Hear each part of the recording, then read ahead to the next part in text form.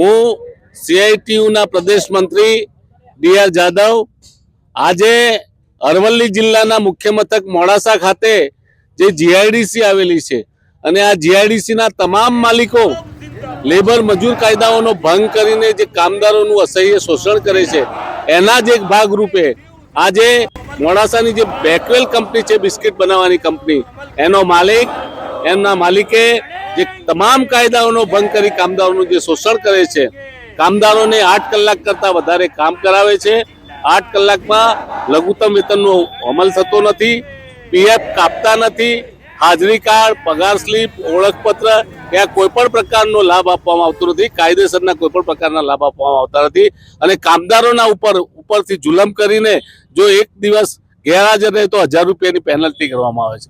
જાજરૂ બાથરૂમને તાળું મારી દીધું છે અને તમામ પ્રકારની હેરાનગતિ આ કામદારોને કરી છે. ગુલામની જેમ, ગુલામોનો જમાનો ગયો પણ ગુલામની જેમ આ કામદારોને રાખ્યા છે. એના વિરુદ્ધમાં કામદારોની આજે સ્વયંભૂ હડતાલ પડી હતી અને એ હડતાલના સમર્થનમાં અમે સીઆઈટીયુ તરફથી આવ્યા છીએ.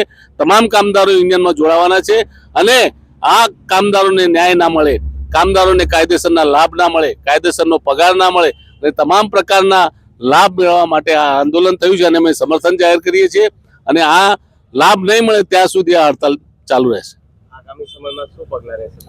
આજે જો અમે મજૂર કમિશનર સાથે વાત કરી છે, બીજા બધા જુદા જુદા અધિકારીઓ સાથે વાત કરી છે અને જો આ નહીં આવે તો અહીંયા જ અમે ધામા નાખવાના છીએ અને જ્યાં સુધી ન્યાય નિર્ણય ન મળે ત્યાં સુધી અમે હડતાલ કરીશું અને કલેક્ટર સાહેબને આવેદનપત્ર આપીશું, મોડાસામાં રેલી કરીશું અને ધરણા દેખાવ ચાલુ રહેશે. અમારા બેકવેલ કંપનીમાં 12 કલાક નોકરી કરવી જ નથી, 8 જ કલાક નોકરી કરવી છે, પણ પ્લસ અમારા 12 કલાકમાં બહુ શોષણ થાય છે. 12 કલાકનો પગાર અમને હાલતા નહીં. આમ કહે છે કે 12 કલાકનો તમે ઓવર ટાઈમ હાલે છે. અમે ઓવર ટાઈમ તો મળતો જ નહીં. ફિક્સ 12 કલાકનો 15000 પગાર તો 15000 આવે છે, એમાંથી માઇનસ થઈને આવે અને પીએફના અંદર ડબલ પીએફ કાપી લે છે. જે 1000 રૂપિયા અમારે કાપવાના હોય એ અને 1000 રૂપિયા કંપનીને નાખવાના હોય એ 1000 એવા અમારા પગારમાંથી જ કાપે છે અને એડવાન્સ 200 રૂપિયા ટેક્સ, 12000 પગાર આવે તો 200 રૂપિયા ટેક્સ કાપી લેવાનો ઉપરથી. એ જ છે.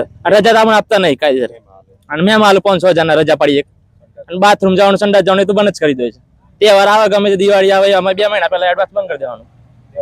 હા, પછી બીજું તહેવારની રજા મળતી અમને. અરે વાર ત્યારે આવડે એક ભાઈ અમારે રજા પાડી હતી એક દિવસની, 7 જણ ઘેર ગાડી મળ્યા હતા. 8 રજા પાડી એક દિવસની, ધક્કો મારીને ગાડી મળ્યા, 7 દિવસ ઘેર રહ્યા, પગાર માઇનસ કર્યો, મેમો આપી દીધો અને તમામ કામદારોનું શોષણ કરવામાં આવે છે. અત્યારે બધા હાલમાં બેઠા છે, 12 કલાકની નોકરી કરવા માંગતા નથી કોઈ. એ આંદોલન ચાલુ કર્યું છે બધાએ.